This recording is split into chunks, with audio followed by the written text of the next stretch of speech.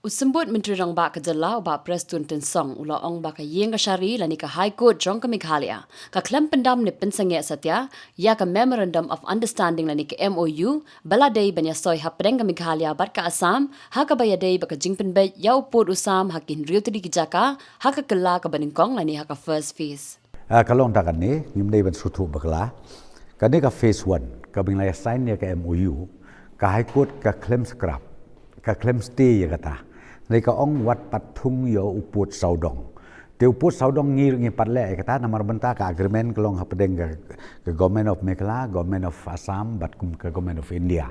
Bangin engage menta ya ka survey of India, bikin wan ban survey tambah habi ke survey kini ya survey jointly rengkat bat ki artli ki state government.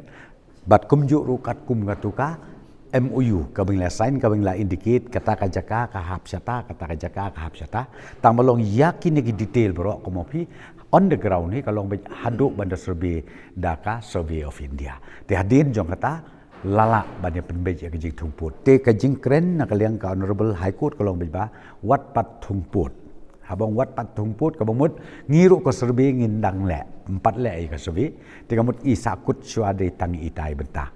Dan rei komopi ka High Court ka klaim ong pada ba kaste ya ka MOU.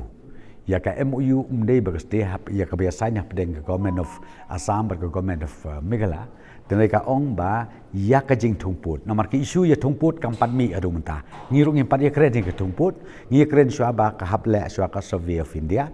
Namar pi kani ka constitutional boundary.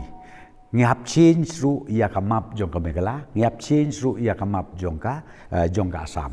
Hadin bangilaya rai la depla sebenar jong kamut kin redraw pada ya ka map jong ka Meghalaya, ba ka map jong ka Assam kuju.